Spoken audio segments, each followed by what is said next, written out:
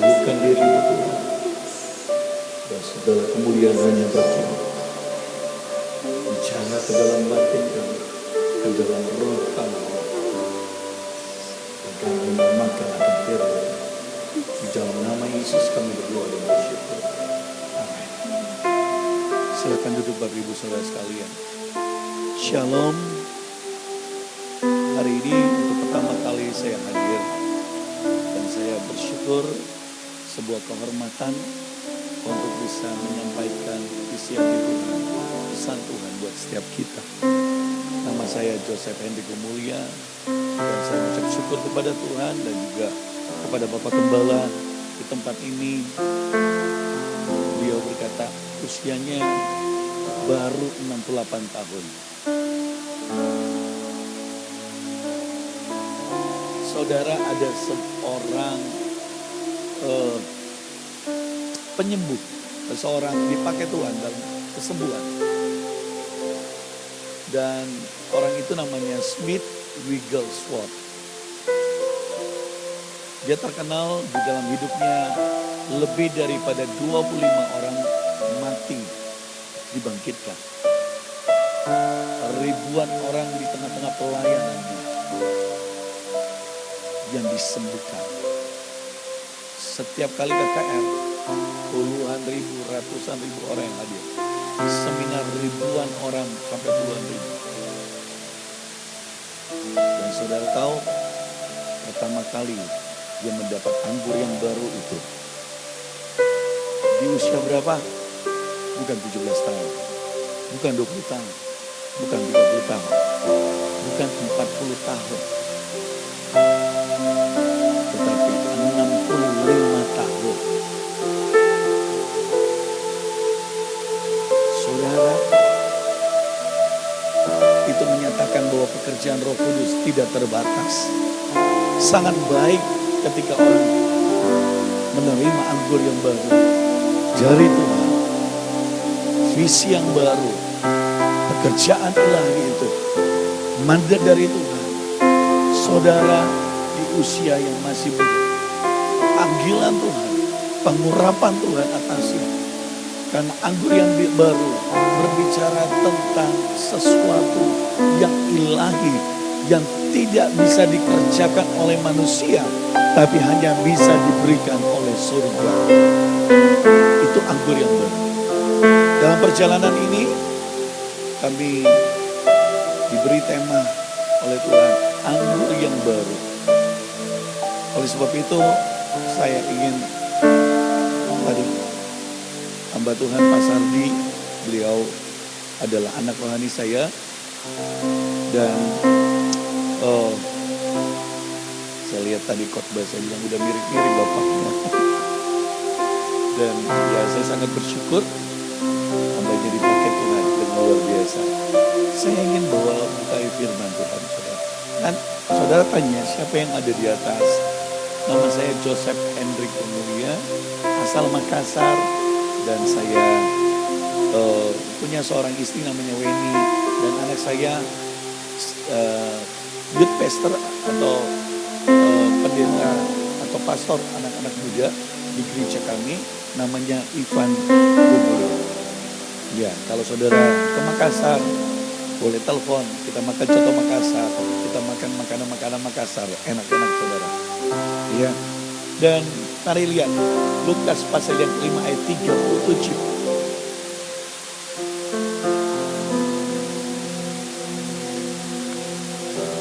Lukas pasal yang kelima ayat 37.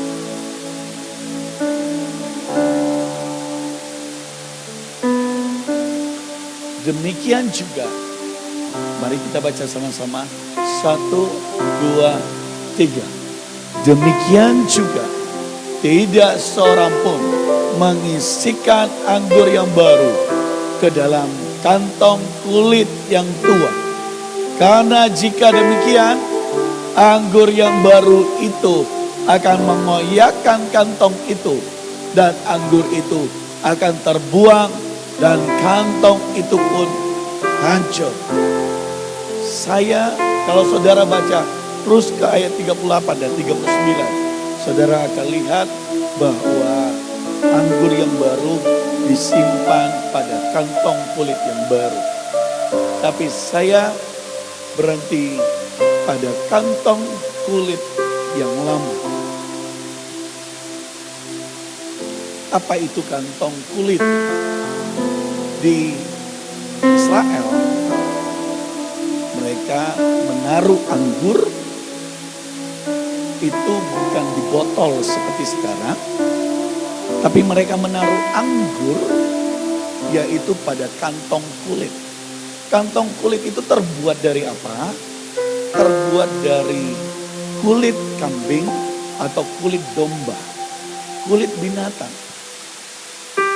Nah, kantong kulit yang tua sebenarnya bahasa Inggrisnya dia tulis all.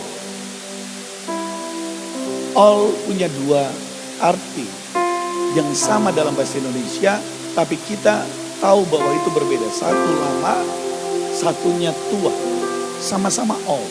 Tetapi arti yang sebenarnya di sini adalah kantong kulit yang lama. Apa bedanya kantong kulit yang tua dengan kantong kulit yang lama?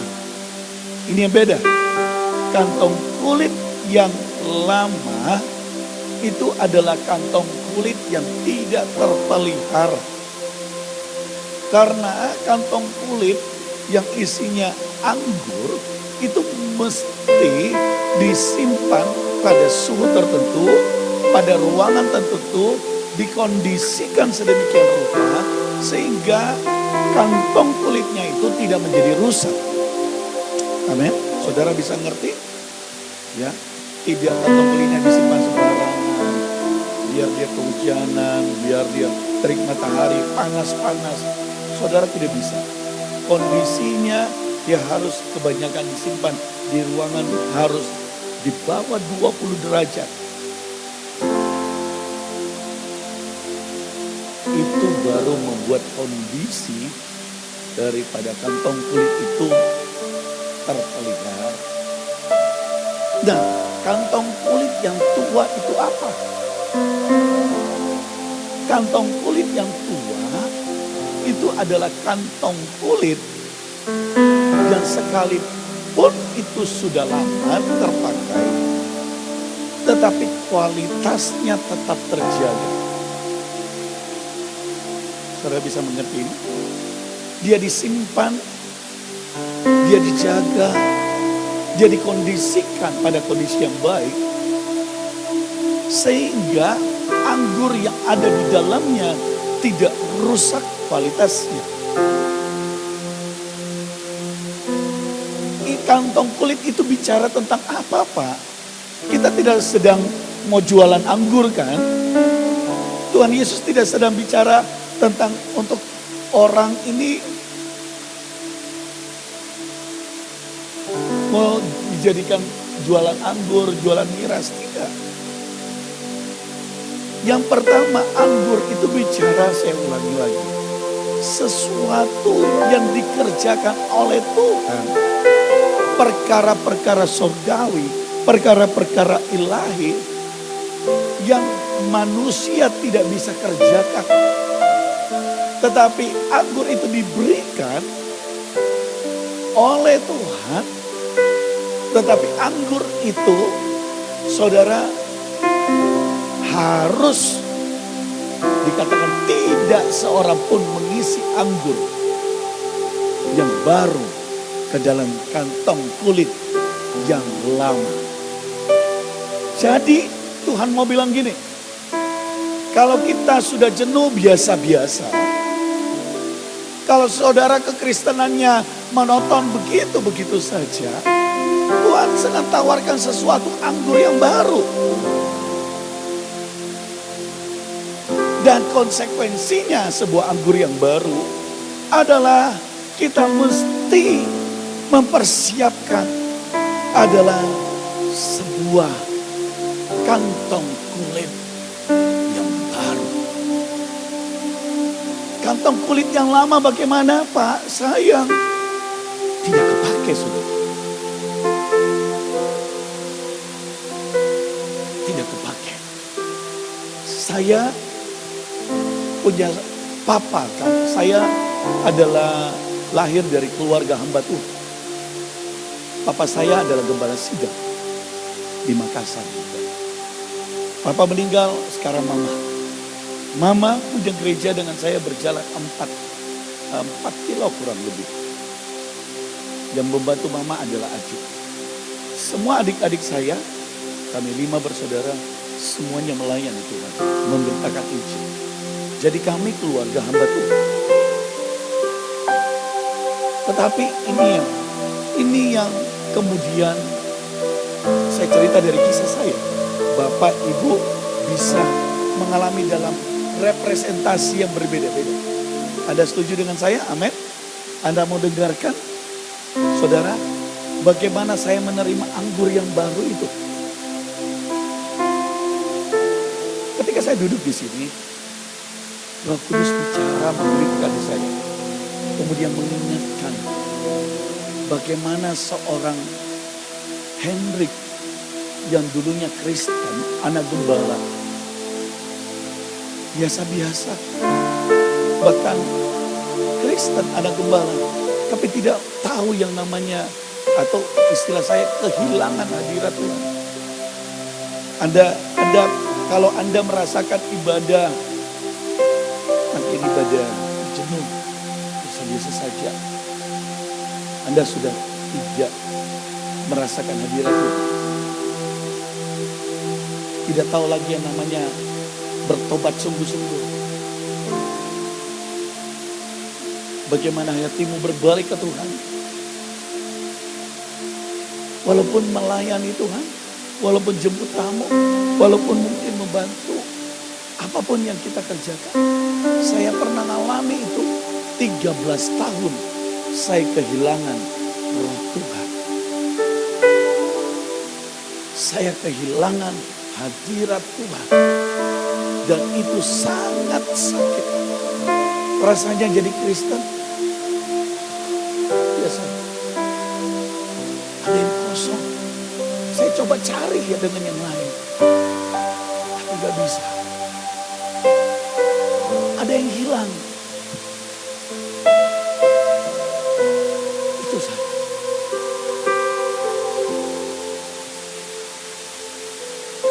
Kalau biasa pemain musik atau orang yang melayani, kemudian Anda merasakan kejenuhan di dalam melayani. Rasanya bertahun-tahun begini, kok melayani masa seperti ini? Bukankah Tuhan hadir? Tapi saya tidak mengalami, saya tidak merasakan. Orang bilang Tuhan hadir, hanya simbol, hanya perkataan laka. Tapi saya sendiri tidak mengalami. Itu saudara, kehilangan hadirat Tuhan.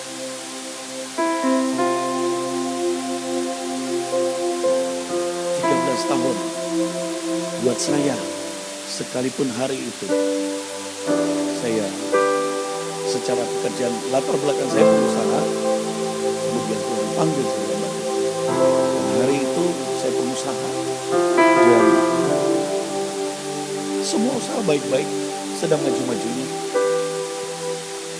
Saya sering liburan ke luar negeri, pokoknya nikmati hidup. Kelihatan di luar sepertinya bagus, kelihatan di luar kita ketawa keluarga. Hubungan saya dengan keluarga baik saja, tapi ada yang hilang di sini. Ada yang hilang. Saya tetap menjemput tamu, saya tetap atur sound, arahkan kadang-kadang anak-anak persiapan untuk papa ibadah. Tapi ada yang hilang di sini. Hadirat Tuhan. Ketika saya singar WL, hadirat Tuhan hilang. Rasanya, kok ibadah kayak gini? Jenuh, bosan. Bukannya hari Minggu pengen melayani, tapi rasanya pelayanan jadi beban. Kita bilang gini, aduh pelayanan lagi, aduh latihan. Kalau latihan musik, aduh cepat-cepat, kenapa lama sekali? Padahal belum 1 jam, saudara. Itu tanda orang kehilangan hadirat Tuhan. Dan ini sifatnya pribadi. Bukan salah papa saya. Bukan salah siapa-siapa. Saya sendiri. Saya sendiri yang kehilangan hubungan dengan Tuhan. Hidup saya anak pendeta, anak gembala. Tapi hidupnya tanpa papanya tahu sama seperti orang dunia. Cara bisnisnya sama seperti orang dunia. Itu orang yang kehilangan hadirat Tuhan. Kelihatan rohani secara formil,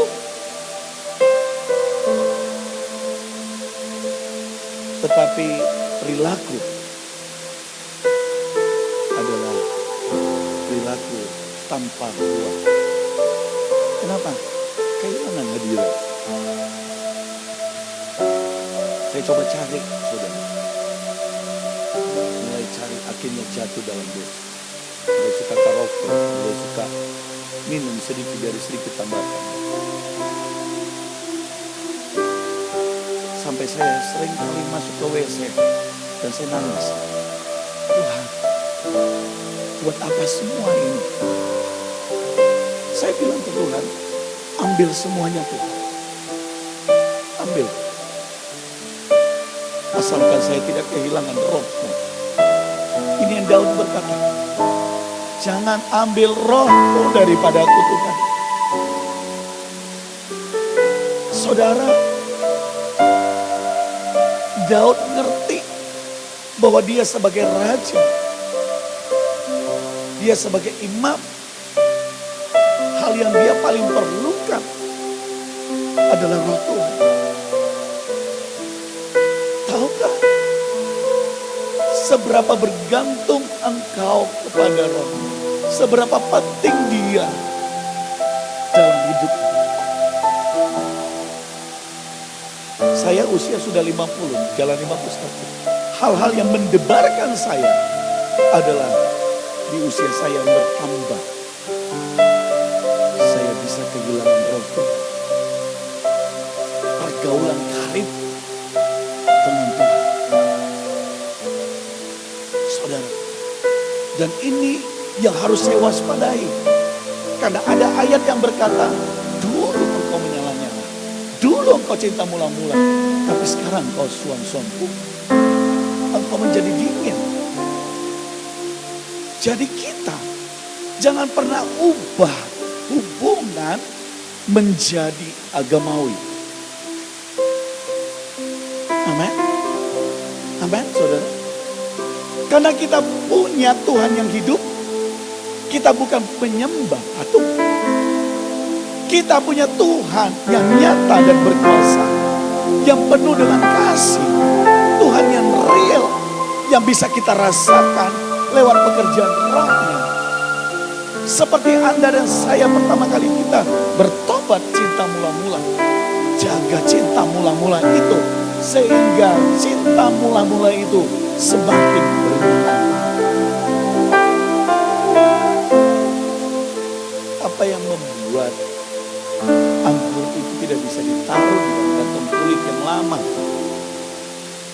Sekarang saya memberi versi kantong kulit yang lama dan kantong kulit yang baru.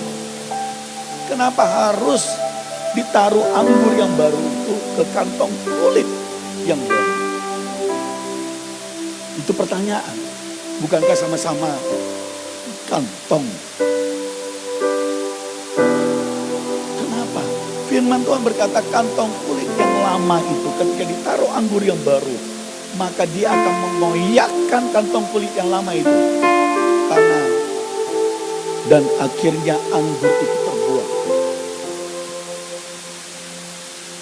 Saudara, Tuhan tidak mau melawat hidup kita. Tuhan tidak mau memberi sesuatu yang ilahi. Tapi akhirnya apa? Menghancurkan diri kita. Tuhan tidak mau. Dan membuat anggur itu terbuang. Percuma. Tuhan tidak mau. Oleh sebab itu Tuhan berkata, tidak seorang pun yang mau menaruh anggur yang baru di dalam kantong kulit yang lama. Sekarang mari kita masuk. Kantong kulit yang baru itu bagaimana? Tadi terbuat dari kambing, domba. Dan kantong kulit yang baru punya dua hal. Pertama, dia punya minyak di dalam kantong kulitnya. Sehingga fungsi minyak itu ketika anggur yang baru dituang masuk, disimpan, disegel, Anda akan lihat tiba-tiba kantong itu bisa begini diisi, tiba-tiba kantong itu bisa bergerak, tiba-tiba besar, elastis, besar, tiba-tiba bisa jatuh, tiba-tiba bisa besar. Kenapa bisa? Karena ada tekanan, ada fermentasi yang membuat dia harus elastis. Tahukah saudara bahwa anggur yang baru yang Tuhan mau beri di dalam kita, itu punya tekanan, punya tanggung jawab. Tapi itu hanya bisa kita kerjakan kalau kita punya minyak yang elastis, yaitu Roh Kudus. Yang kita bisa bergerak ikuti. Karena kita manusia punya pikiran, punya kehendak, punya kemauan. Dan yang kita anggap itu baik, yang kita anggap ini.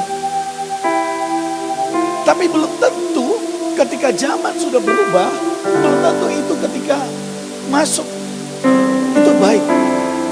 Kalau kantong kulit yang lama akan pecah. Bukankah sekarang ini sadar atau tidak sadar? Pernahkah dalam sejarah Indonesia orang beribadah pakai masker? Pernah enggak? Pernah enggak? Tidak pernah. Karena ada COVID. Dunia sekarang ini, gereja Tuhan sedang dipaksa untuk bisa menyesuaikan diri pada sesuatu yang baru. Mungkin Bapak Ibu tidak terlalu merasakan di daerah. Tetapi orang-orang yang di Jakarta, kota-kota besar, Makassar juga termasuk. Kami sungguh-sungguh merasakan. Bahkan ada banyak perubahan di dalam ekonomi. Dulu orang, kenapa sekarang bisa ada orang bikin video di YouTube, tiba-tiba bisa dari YouTube bisa dapat, YouTuber dapat uang banyak. Saudara masuk ke Facebook, saudara liput apa yang saudara kerjakan dan orang suka, dan Anda bisa dapat uang dari situ. Dulu orang pergi ke mall, ke toko, saudara belanja baju, sekarang mall kosong. Satu, orang takut COVID. Kedua, adalah orang sekarang kalau di kota besar membeli lewat internet. Ada Tokopedia, ada Bukalapak, ada beli-beli, ada apa lagi yang ini anak-anak Shopee, ada apa lagi? Lazada, ada Tokopedia. Toko yang di mall-mall itu sudah tidak. Dulu kita tidak mungkin bisa, anak saudara ada di Luwuk umpama. Saudara bisa lihat video call. Anak Pak Yanis ada di mana Pak Yanis? Adakah di luar kota yang lain? Di mana? Di Ampana Tentena. Jadi kalau mau telepon lihat mukanya bagaimana? Pergi ke sana? Tinggal video call saudara. Ada video call WA, ada Zoom, ada macam-macam Skype dan macam-macam aplikasi. Dulu kalau orang mau bicara, mau lihat muka, enggak mungkin. Bahkan hari ini orang di kota-kota besar tidak pakai TV lagi. TV-nya sudah di handphone. Bahkan di kota besar sudah tidak pakai TV, jarang orang nonton TV. Dia pakai saluran, yaitu channel-channel pribadi artis-artis itu. Atau orang-orang YouTuber. Zaman sedang berubah. Sadar atau tidak sadar. Satu kali baru-baru Pastor Yong Ichong terkenal. Siapa yang pernah dengar Pastor Yong Ichong Korea Selatan? Yang kata Pastor Paul Yong Ichong, gereja terbesar di seluruh dunia dengan 1 juta jemaat. Dulu di tahun kira-kira masuk tahun 90-an. Hari itu ada musik K-pop. Saudara, K-pop. Anak-anak muda ada yang tahu musik K-pop? Gak ada. Saudara, di kota, di Jakarta, di dunia manapun, mereka tahu itu musik K-pop. Ya, Selin tahu musik K-pop? Tahu? Tidak tahu juga. Aduh. Jadi sekedar musiknya itu. Jadi orangnya kalau perempuan atau laki-laki itu nyanyinya bukan satu orang, grup. Jadi bisa nyanyi berapa orang, 5 orang, 7 orang, 10 orang, terserah 3 orang. Tapi bukan nyanyi tunggal. Dan sambil dia nyanyi dia ngedance juga. Dia menari juga seperti itu. Nah, hari itu Pastor Paul Yong Ichong bilang ini kita belajar ya. Kita belajar ya saudara, bukan untuk menghakimi hambanya, tidak. Kita belajar. Hambanya sudah melakukan yang luar biasa, tapi ada hal yang kita belajar.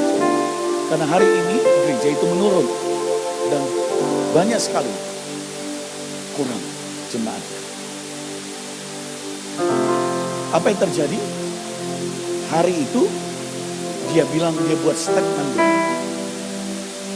bahwa itu sesat. Bahwa K-pop itu sesat. Padahal K-pop itu sedang digandrungi anak-anak muda. Ada orang yang usul sama dia. Pak, bukankah musik itu tergantung kita yang mau senang. Anak-anak bisa menari. Yang penting kasih. Kata-katanya sesuaikan firman. Tapi karena dia sudah lemparkan statement seperti itu. Kenapa? Karena ternyata ada latar belakang dari keputusan itu.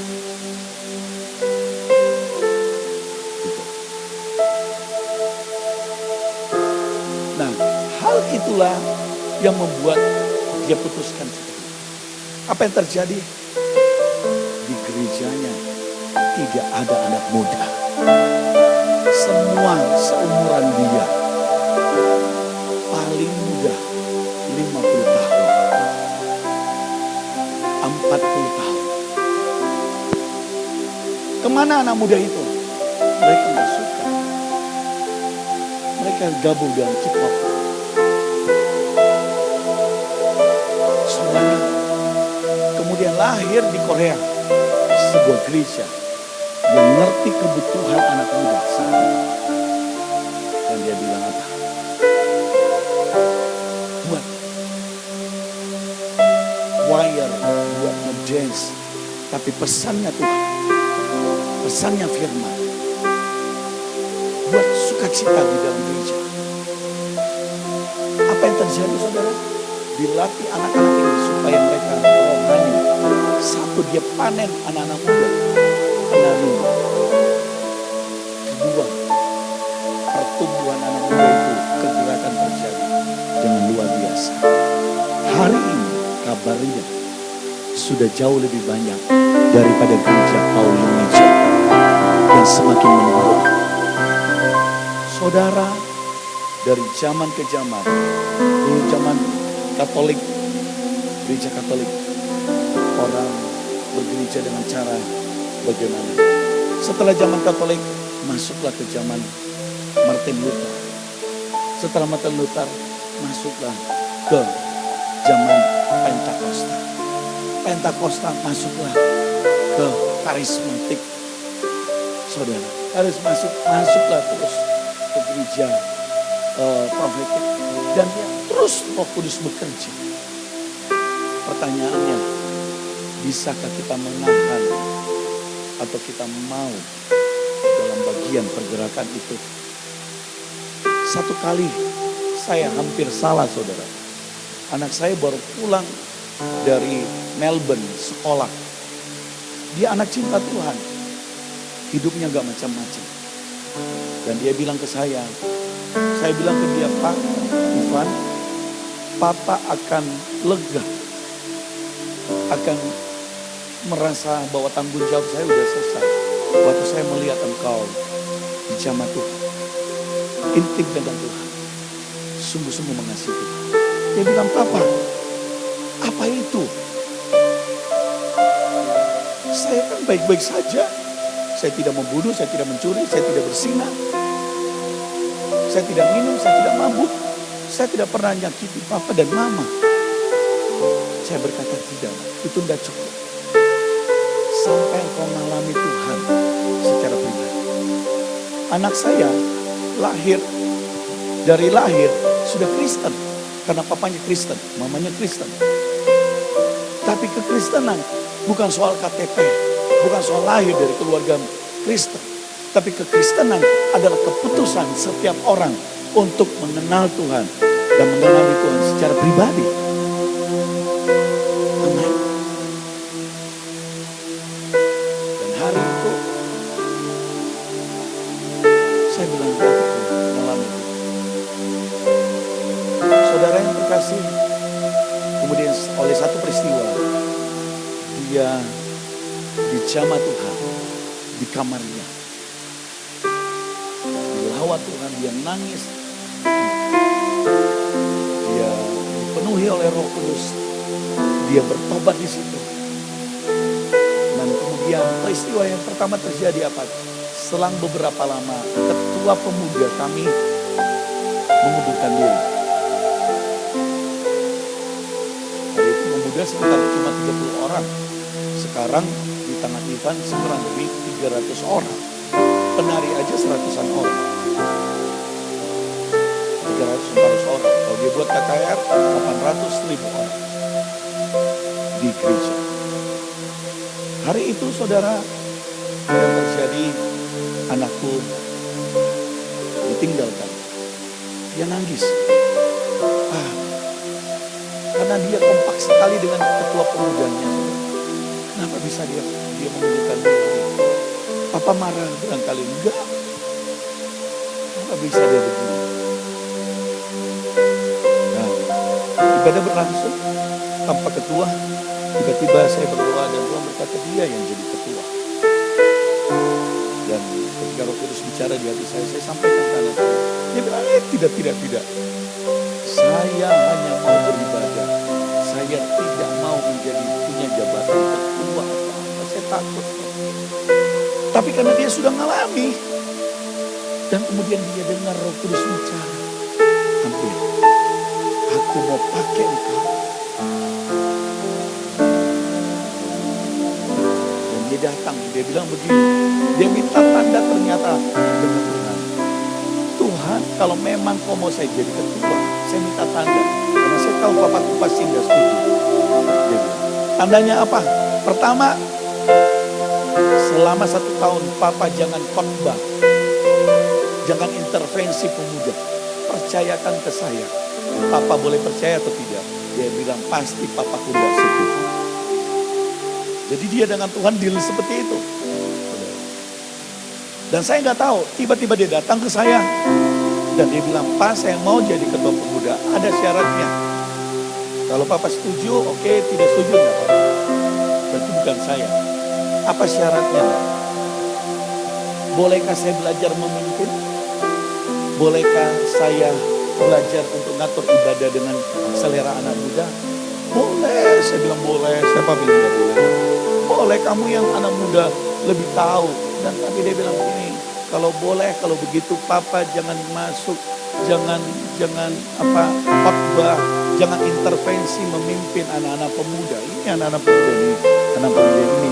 Ya, siapa anak-anaknya Koko? Ya, angkat tanganmu dulu. Nah, 2 orang. Itu anak pemuda. Mereka tahu saya nggak, sejak itu nggak pernah khotbah.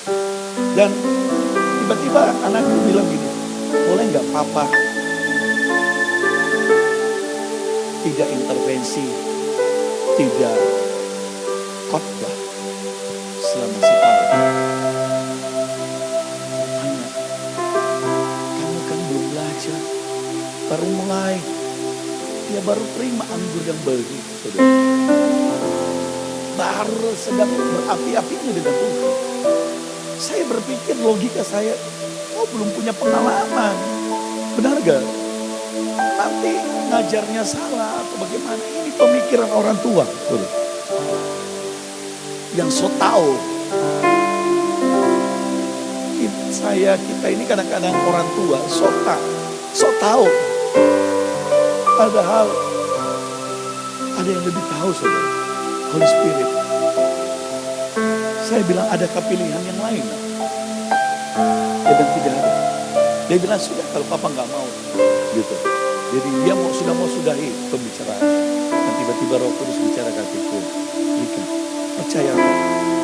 Nah, singkat cerita, mereka ibadah. Ini pemuda berkembang, tambah banyak. Dari 30 naik 50, naik 100 lebih. Dan tiba-tiba ada tempat ibadah kami di Makassar itu di hotel, Travelers Hotel Pinisi di Jalan Lambedu Keleng di sana, dekat rumah Yusuf Kala, Pantai Losari. Jadi waktu di sana tiba-tiba saya masuk ke hotel, kan itu hotel. Biasanya ibadah kita di lantai 11, Ivan di lantai 11, dan entah mungkin terpakai hari itu. Dan tiba-tiba saya lihat di lantai 2 musik keras, pupak. Wih, ini hotel lagi penuh, musiknya keras sekali. Lebih-lebih waktu dibuka pintunya, saudara, ada orang yang masuk buka pintu, itu suara musik. Ini hotel, saudara. Mulai ada komplain. Dan apa yang terjadi? Saya buru-buru naik ke atas. Dan begitu saya buka pintu, saya lihat apa? Wih, gelap. Dan kemudian lampu lighting, saudara. Tik. Wah, saya kaget. Kenapa begini ibadah? Dan kemudian anak-anak lompat-lompat. Saudara. Hampir saya melangkah untuk kasih nyala dan kasih matikan itu. Atau kasih kecil. Tapi waktu saya melangkah begini, tiba-tiba saya seperti dibuat Tuhan duduk. Saya tenangkan hati saya yang menggebu-gebu, saudara. Saya tenangkan hati saya. Dan ini yang saya tidak pernah kira. Ini yang saya tidak pernah sangka. Tiba-tiba mereka bergiliran, ada waktunya, jadi sudah praise-nya sudah ini. Jadi bilang sebelum kita dengan firman, mari saudara beri testimoni. Testimoni itu kesaksian. Dan satu orang naik bicara. Dia berkata, saya dulu narkoba. Saya dulu orang yang broken home. Oleh sebab itu saya narkoba. Tapi saya ketemu Tuhan. Dan saya diubah di gereja ini. Saya kaget. Tidak cukup satu. Ada 2 kesaksian. Kesaksian kedua mungkin. Saya orang yang diusir dari rumah. Dipukul dengan orang tua. Orang yang broken home. Dia berkata, saya benci Tuhan dulu. Karena kenapa saya lahir di keluarga seperti itu.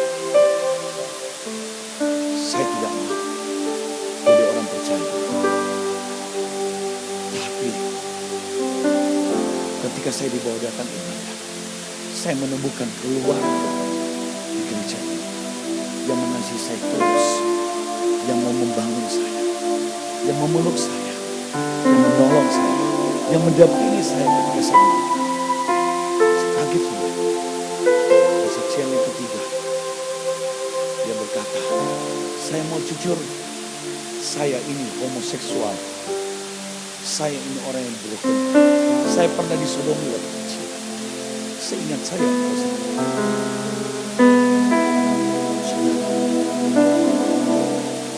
apa yang terjadi? Hari itu dia berkata, saya orang yang najis. Tapi di gereja ini saya ketemu Tuhan.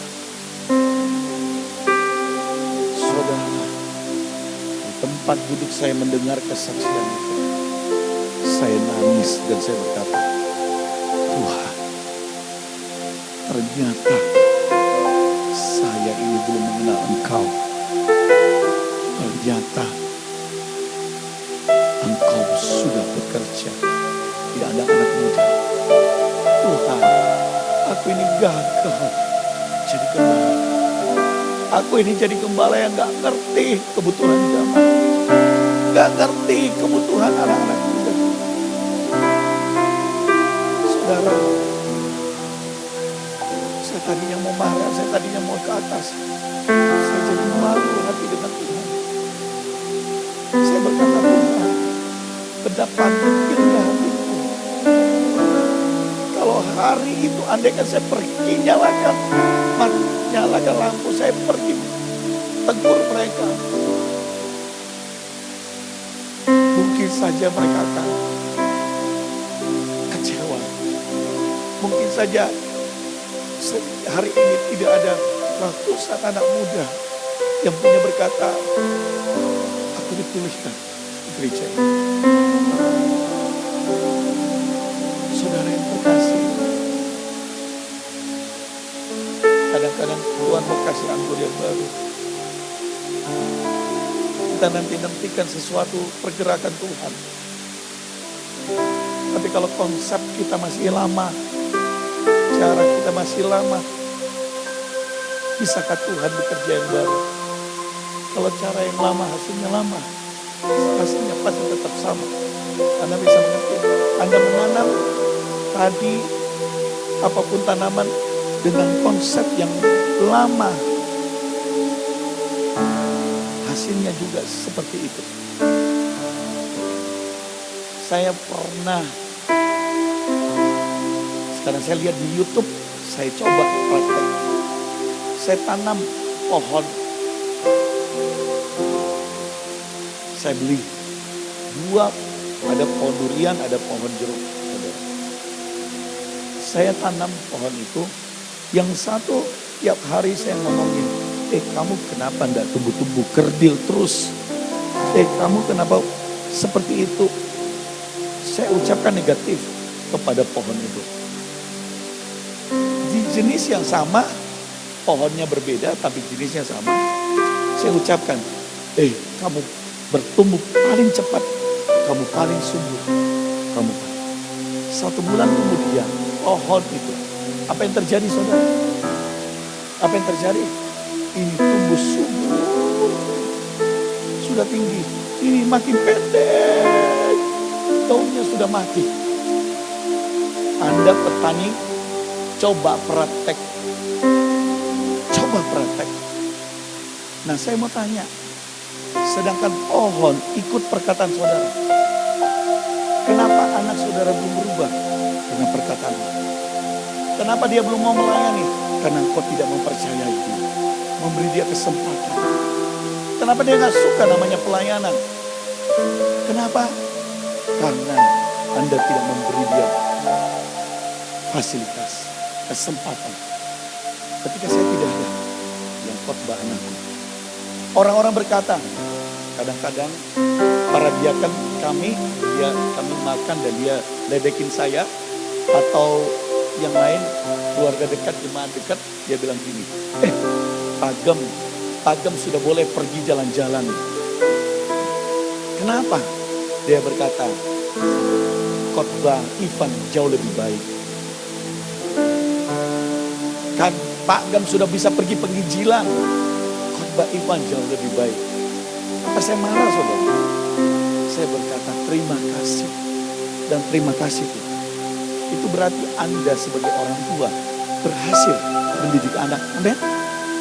Amin saudara. Amin. Kita akan selesai. Tapi lahir generasi. Ini anak rohani. Semua ini anak rohani saudara.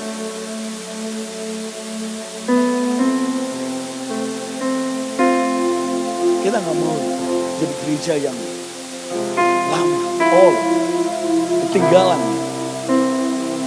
Tapi kita mau menjadi gereja yang menangkap hati Tuhan dari zaman ke zaman, zaman ke zaman. Amin. Zaman, karena Roh Tuhan selalu menjadi jawaban dari zaman ke zaman, zaman ke zaman. Saudara, waktu Roh bekerja, bersediakah saudara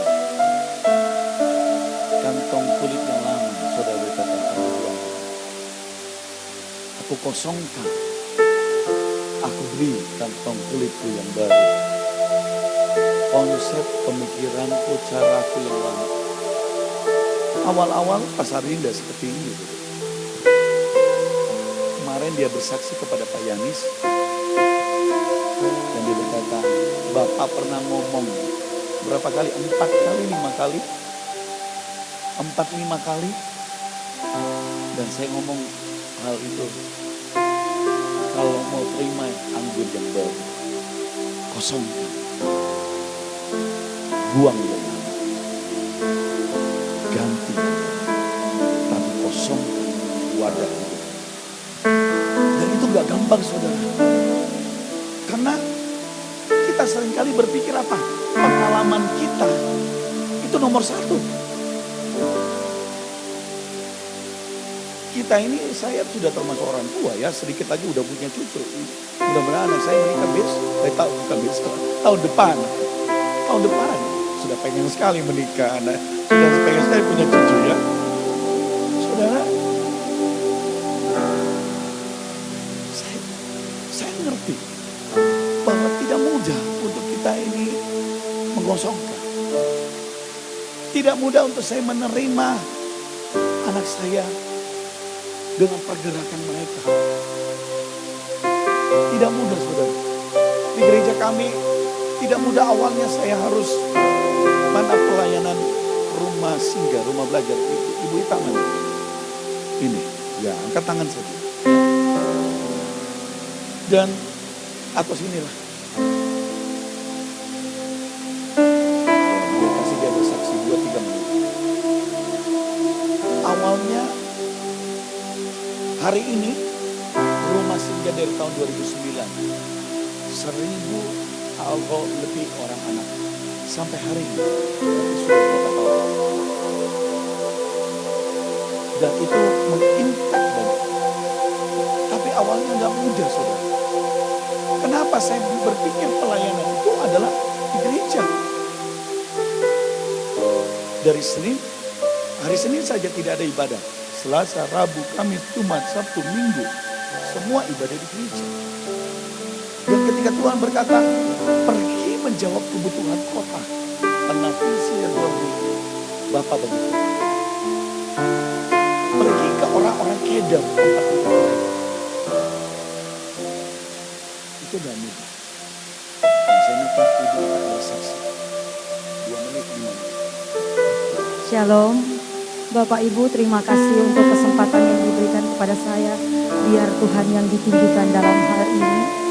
Tahun pertama rumah singgah kami, banyak hal yang Tuhan tempah. Mulai kami harus bagaimana awalnya memberi makan sekian ribu anak.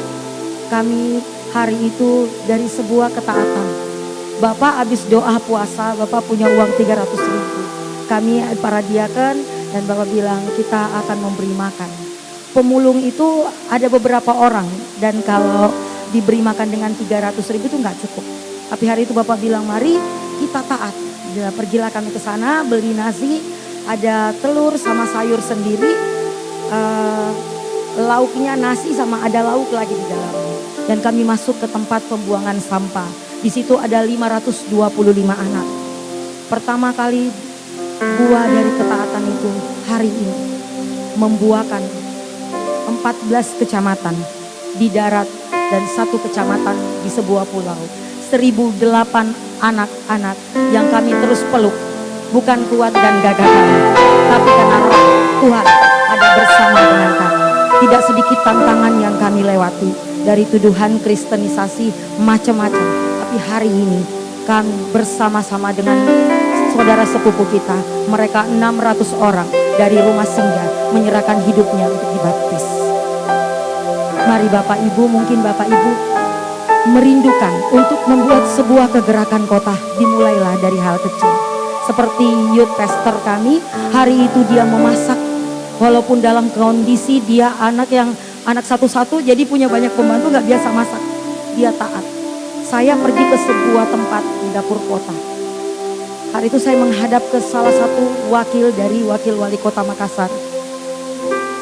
Saya ini bukan siapa-siapa, saya hanya dengan sebuah kerinduan bersurat pada protokol bahwa saya ingin tatap muka. Kami datang paling telat. Dan saya berpikir siapa saya dibanding seluruh tamu-tamu. Hari itu saya bawa adik-adik saya dan saya berkata kepada mereka, lihat akan kuasa Tuhan. Kita ini bukan siapa-siapa, dan dengar dengan perkataan Tuhan. Saya perkatakan kita akan dipanggil pertama. Beberapa hari saya bilang, masa sih Kak? Di dalam nama Yesus, dan pintu terbuka. Pak Wakil Wali Kota sendiri yang keluar. Saya punya tamu yang namanya Ibu Ita, mana? Kami masuk. Di dalam ada beberapa tamu lagi. Dan dia bilang, nanti. Bicara, kamu siapa? Kami membagikan makanan yang dimasak oleh youth pastor kami, Pastor Ivan. Dan Satpol PP melaporkan ada seorang perempuan bagi makanan di jalan. Dan saya bilang, saya bukan siapa-siapa. Saya hanya perempuan biasa. Ini tanda ucapan syukur kami bahwa kami menghirup udara di kota ini. Kami tinggal di kota ini. Seberapa yang bisa kami lakukan di tempat ini. Lalu hari itu dia bilang, pergi, saya referensikan ketemu di dapur PMI. Maka saya dan youth pastor Ivan hari itu kami datang. Di mobil baru kami sadar gini, Tante, kok kita naik CRV ya Tante? Percayalah pastor, kita pasti bisa. Pada saat saya bicara dengan, maaf kata, PMI itu dipegang oleh orang-orang saudara sepupu kita, dan mereka agak rasis. Satu, kami umat Tuhan, dan youth pastor kami sangat putih. Dan ketika saya muncul berbicara, saya bilang mari kita sepakat. Kami bertiga, suami saya, youth pastor, dan saya. Kami ketemu dengan ketua dapur ini, dan dia berkata, Ibu, saya tidak pernah lihat, maaf kata, orang Cina yang mau sulit-sulit untuk orang miskin. Yang ada orang-orang kita. Saya bilang beda. Ini pulang dari Australia. Dia datang. Dia dapat dalam doa, Pak. Saya memberanikan itu, Tuhan. Biar aku tetap seperti Daniel ketika saya berdiri di pemerintahan. Saya tetap mau menyaksikan Engkau Allah yang besar. Konsekuensinya apapun saya terima. Dan saat itu dia berkata gini, kapanpun engkau mau dan anak muda, kamu boleh pakai dapur kota. Ketika ada bencana, kamu mau ambulans, kamu mau apa? Bukankah Tuhan kita adalah Tuhan yang besar? Mari mulai dengan sebuah langkah iman. Ketika engkau memiliki anggur yang baru dan engkau mau membagikannya untuk orang lain melihat kebesaran Tuhan di dalammu. Terima kasih, Tuhan Yesus memberkati. Saudara, itu kemudian ada pelayanan juga narkoba, GMDM. Itu diakui secara nasional dari Jakarta sampai berkolaborasi dengan pemerintah, dan kita beri penyuluhan. Ada juga sekolah, ada juga pelayanan penjara, sekolah Alkitab di penjara, dan pelayanan yang lain masih banyak lagi. Dia juga ada pelayanan untuk masuk ke tempat-tempat prostitusi di Jalan Nusantara. Kalau saudara tahu di Pantai Losari, di depan pelabuhan, itu semua prostitusi saudara. Tapi hari ini, kalau tidak PMDM sebelumnya, ada ibadah di situ, saudara. Kalau begitu sudah longgar sedikit, silakan kita lanjutkan ibadah di sana. Sebelum mereka kerja, mereka ibadah. Jadi sebelum mereka berbuat dosa, mereka harus bertobat supaya jangan berbuat dosa lagi. Saudara, kita tidak mengambil mereka keluar, tapi terang itu harus datang. Tentu yang datang bukan laki-laki, perempuan. Tentu juga perempuan yang memang khusus. Nah, di setiap daerah ada banyak kebutuhan. Gereja harus menjadi jawaban kebutuhan. Kami hari ini sedang bergerak untuk menjawab kebutuhan secara ekonomi di beberapa kota. Kalau saya berkata, kita mulai dari jemaat.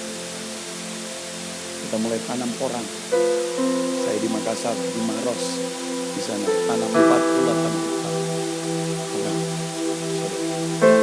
Tujuannya apa? Selain hasilnya bagus, tapi tujuannya apa? Supaya jemaat berkati Tuhan. Saudara, mulailah kita. Gereja Tuhan harus mulai bergerak menjadi jawaban. Itu hati kan. Tapi sebelum itu, saya harus berkata, kantong kulit yang lama saya harus relakan. Karena saya sudah dari kecil terkonsep cara saya beribadah, cara saya bergereja. Saya harus letakkan semua. Dan saya berkata, Tuhan, saya mau belajar. Dan saya lihat hadirat Tuhan, saudara. Ketika anak-anak muda beribadah, saya dilawat Tuhan dan saya nangis. Tadinya marah, tadinya kesal, tadinya jengkel. Tapi begitu saya melihat apa yang Tuhan kerjakan, saya berkata, betapa berdosanya saya. Betapa dekilnya, betapa banyak cacat dan celaka saya. Betapa saya tidak ngerti bahwa Engkau bekerja dengan cara yang begitu hebat. Tidaklah penting bagaimana, yang penting adalah doa. Saya berdoa. Saya tidak tahu, ini bicara tentang masing-masing kita. Gereja tidak bicara tentang denominasi, tapi bicara tentang pribadi. Setiap orang, kita harus berkata, Tuhan, kalau saudara rindu, dan Tuhan berkata, bolehkah kau ganti kantong kulit yang lama, dan minta Tuhan kantong kulit yang baru. Hati yang baru, cara yang baru, semua yang dari Tuhan, untuk Tuhan persiapkan supaya ketika Tuhan bekerja, Dia tidak merusak, tapi juga tidak terbuang pekerjaan, tapi justru berdampak besar. Saya jemput kita berdiri dulu.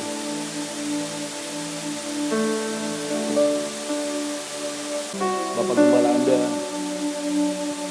sudah mengajari saudara cukup pengajaran firman yang baik, saudara. Tapi izinkan hari ini Tuhan menjamah saudara. Tuhan menjamah kita. Saya pun juga senantiasa belajar. Belajar dari orang-orang yang berhasil. Belajar dari pelayanan-pelayanan di dunia yang berdampak, saudara. Saya belajar, ketemu dengan orang dan saya minta didoakan. Saya pernah ketemu dengan Benny Hinn dan saya lihat hamba ini dipakai Tuhan dalam healing. Dan saya minta dia doakan. Saya pernah ketemu dengan satu hamba Tuhan, namanya Maurice Lula, bicara tentang keuangan. Dan itu diberkati Tuhan luar biasa. Ada hamba Tuhan Reinhard Bongke bicara tentang penginjilan dan bisa ibadah di Afrika KKR. 1 juta, 2 juta, sampai 10 juta sekali ibadah di lapangan. Saya sedang rindu dan pernah mendapat undangan tapi tidak dapat visa. Lewat satu hamba Tuhan namanya Henok Adeboyo. Henok ini sekarang menjadi gereja terbesar di Afrika Selatan. Di Afrika, di Nigeria, Afrika. Berapa besar gerejanya? Panjangnya 3 kilometer. Lebarnya 3 kilometer. Panjangnya 3 kilometer. Tempat duduknya 12 juta seat. Itu ada gedungnya, saudara. Bukan gak ada gedungnya. Saya tidak bisa berpikir bagaimana orang bisa beribadah dengan begitu tertib waktu ada syuting. Saya tidak bisa berpikir bagaimana mengatur mereka kalau mereka mau buang air kecil, mereka. Tapi yang satu yang saya lihat, ibadah itu dengan hadirat Tuhan yang luar biasa. Anda ingin tahu berapa usia pendetanya? Hampir 80 tahun. Tapi jemaatnya itu banyak sekali anak muda.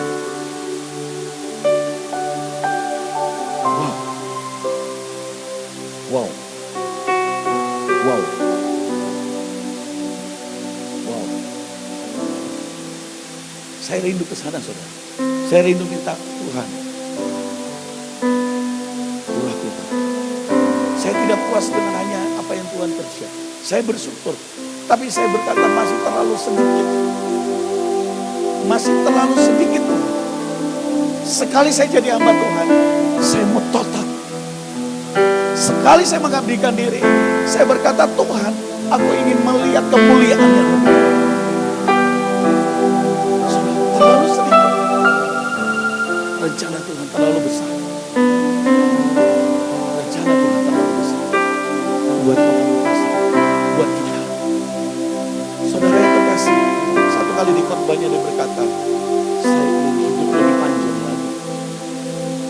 Supaya saya menjadi bapak-bapak bagi generasi-generasi. Supaya aku dipersiapkan untuk melatih generasi-generasi. Supaya aku habiskan hidup untuk mempersiapkan anak-anak muda. Saudara, dibutuhkan anggur yang baru. Satu kali, pertama kali saya jadi hamba Tuhan, saya ke Semarang. Baru pertama kali dalam hidup saya melihat ada sebuah gereja itu seperti stadion bola.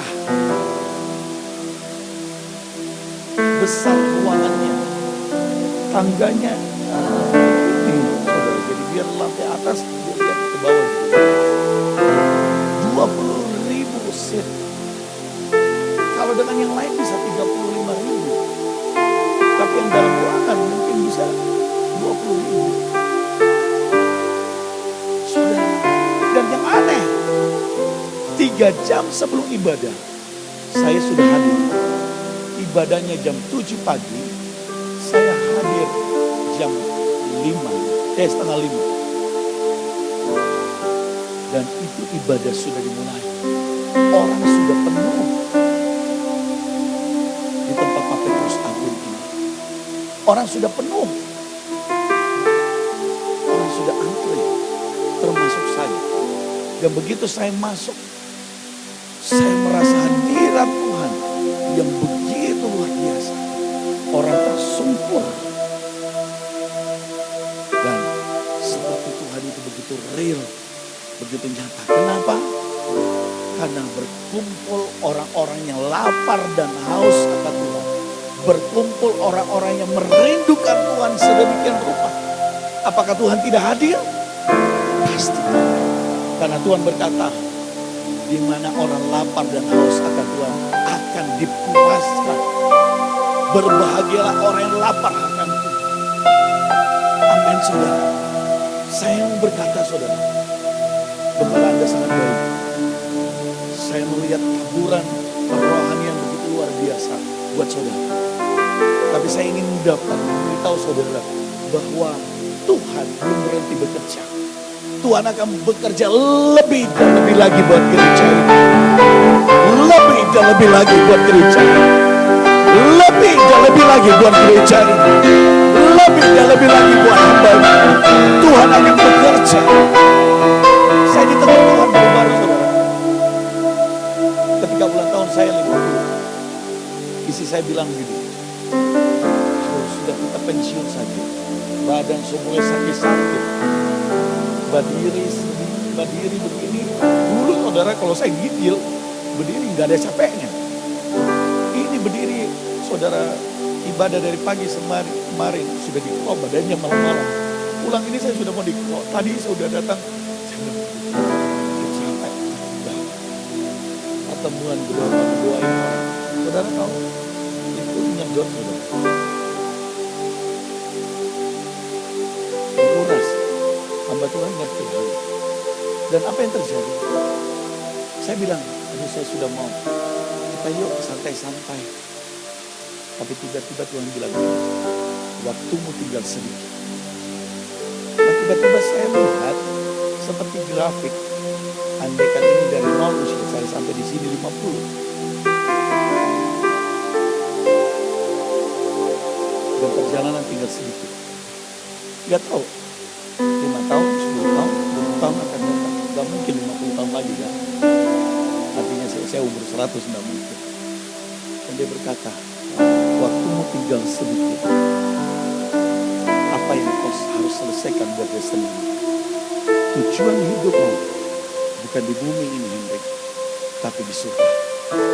Aku punya mandat untukmu, untuk kau selesaikan. Hari itu saya berdoa. Hari itu saya berkata buat istri, yuk kita kelilingi Indonesia. Yuk kita melayani lebih lagi. Yuk kita berapi-api lebih lagi. Yuk kita jalani Indonesia. Yuk kita sedangkan hati Tuhan. Sampai kita berkata, it's finished. Sudah selesai. Dan kita buat Tuhan kita bangga. Tuhan kita tersenyum.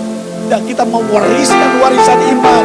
Buat anak cucu kita, buat kampung kita, buat kota kita, buat bangsa kita Indonesia. Sehingga kita boleh pergi, tapi legacy warisan rohani itu ada tinggal tetap di tengah-tengah bangsa ini.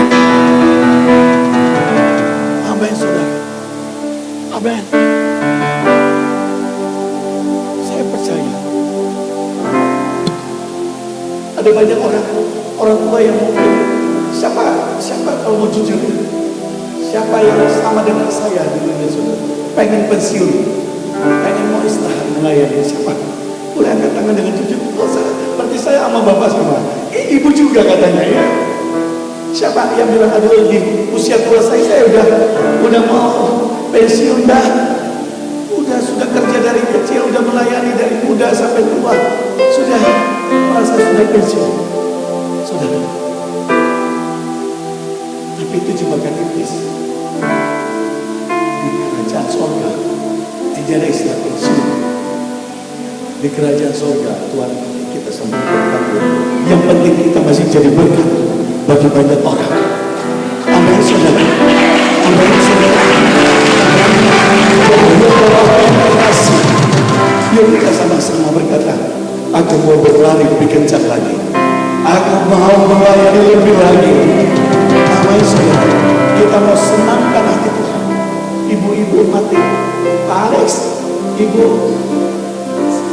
Desi, Ibu Yuli, saudara. Mari kita ucapkan senangkan hati Tuhan. Amin. Siapa yang sakit? Siapa yang mau terima anggur yang baru? Dua hal. Kau mungkin berkata saya tidak tahu tuh apa yang harus saya lakukan. Waktu saudara maju dan saudara menerima anggur yang baru,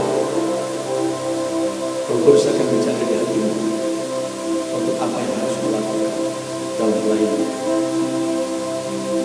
Dan saya membuka juga buat orang yang sakit, yang sungguh-sungguh saudara bergerak Jangan maju dengan kebiasaan, tapi majulah karena Tuhan yang menggerakkanmu. Saya mengundang Anda yang digerakkan Tuhan boleh maju ke depan.